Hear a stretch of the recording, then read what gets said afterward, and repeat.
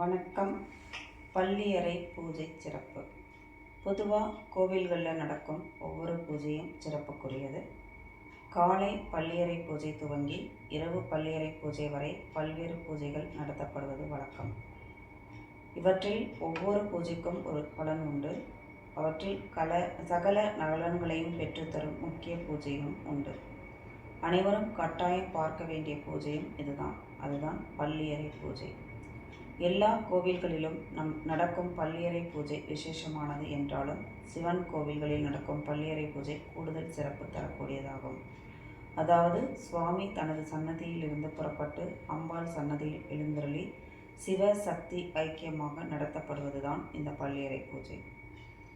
இந்த பள்ளியறை பூஜையின் போது சுவாமியை அவருடைய சன்னதியில் வைத்து அலங்காரம் செய்து பல்வேறு விதமான வாத்தியங்கள் முழங்க பல்லக்கில் வைத்து தூக்கி செல்வார்கள்.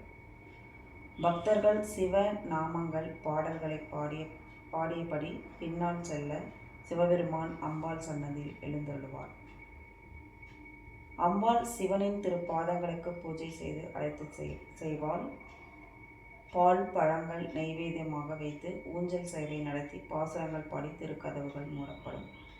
இந்த பள்ளியறை பூஜையானது கிட்டத்தட்ட அரை மணி நேரம் வரை நடைபெறும். இந்த பூஜையில் கலந்து கொள்வதை விவரம் அறிந்த சிலர் வழக்கமாக வைத்துள்ளனர். பலருக்கும் இந்த பூஜை பற்றி முழுவதுமாக தெரியாது. பள்ளியறை பூஜை நடக்கும் இடத்தை தூய்மையான தண்ணீரால் சுத்தம் செய்து கோலமிட்டு அழகுபடுத்துதலை வழக்கமாக பல பெண்களும் செய்து வருகிறார்கள். இந்த பள்ளியறை பூஜைக்கு கோலமிட்டு வணங்கினால் மகாலட்சுமி அவர்களுடைய இல்லத்திலும் உள்ளத்திலும் நிரந்தரமாக வாசம் செய்வாள். அவர்கள் வாழ்க்கையில் எதிர்பார்க்கக்கூடிய எல்லா விதமான நலன்களும் கிடைக்கும். குழந்தை பேறு கிடைக்கும். சிலர் பள்ளியறை பூஜைக்காக பால் நெய்வேத்தியமாக கொண்டு வந்து கொடுப்பார்கள். சுத்தமான பசும்பாலை நன்றாக காய்ச்சி அதில் நாட்டு சர்க்கரை ஏலக்காய் சேர்த்து கொண்டு வந்து தருவார்கள். இப்படி பால் நெய்வேத்தியம் செய்யக்கூடியவர்களுக்கு பரம்பரையாக நல்ல அறிவான குழந்தைகள் பிறப்பார்கள். குழந்தை இல்லாதவர்களும் பாலை நெய்வேத்தியமாக கொண்டு வந்து கொடுத்து பூஜை செய்த பாலை வாங்கி குடித்தால் அவர்களுக்கு நிச்சயமாக நல்ல அறிவான குழந்தை பிறக்கும். செல்வந்தர்களாக்கும் பள்ளியறை பூஜைக்கு மலர்கள் கொண்டு வந்து கொடுக்கக்கூடியவர்களுக்கு சகல விதமான ஐஸ்வர்யங்களும் கிடைக்கும்.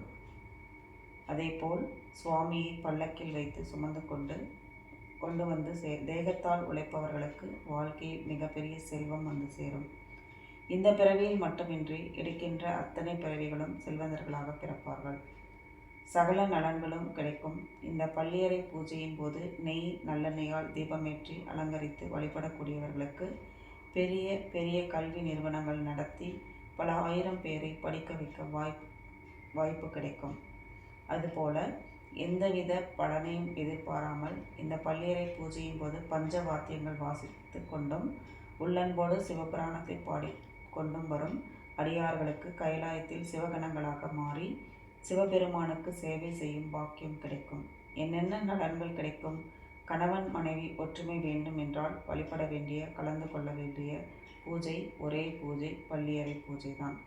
உயர் பதவி கிடைக்க, விரைவில் திருமணம் நடைபெற, நீண்ட காலமாக இருக்கும் நோய்கள் தீர, கல்வியில் மேம்பாடு கிடைக்க பள்ளியறை பூஜையில் கலந்து கொள்ளலாம். வாழ்க்கையில் ஏகப்பட்ட பிரச்சனை, நிம்மதியே கிடையாது என புலம்புபவர்கள் என அனைவரும் கட்டாயம் கலந்து கொள்ள வேண்டிய பூஜை தான் இந்த பள்ளியறை பூஜை. மன நிம்மதியும் மன மகிழ்ச்சியும் வியாபாரத்தில் நஷ்டம் ஏற்படாமல் வளர்ச்சியை காட்டக்கூடிய அற்புத பூஜை இந்த பள்ளியறை பூஜை தான். ஒவ்வொரு பூஜையும் ஒவ்வொரு கோவிலில் காண்பது சிறப்பு அப்படின்னு சொல்லுவாங்க. அப்படி பள்ளியறை பூஜை சிவன் கோயில்கள், அதிலும் மதுரை மீனாட்சி அம்மன் கோவில் காண்பது மிகச் சிறப்பானது.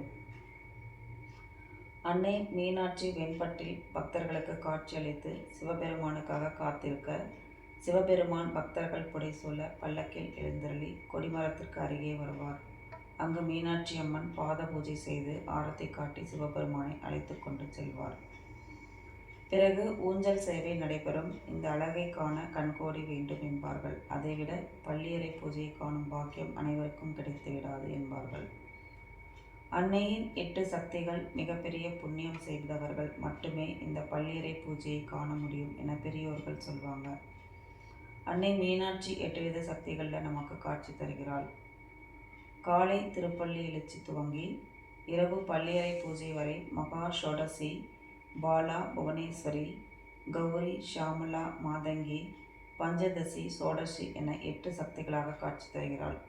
இதில் பள்ளியறை பூஜையின் போது சோடசியாக நமக்கு காட்சி தருகிறாள். நன்றி.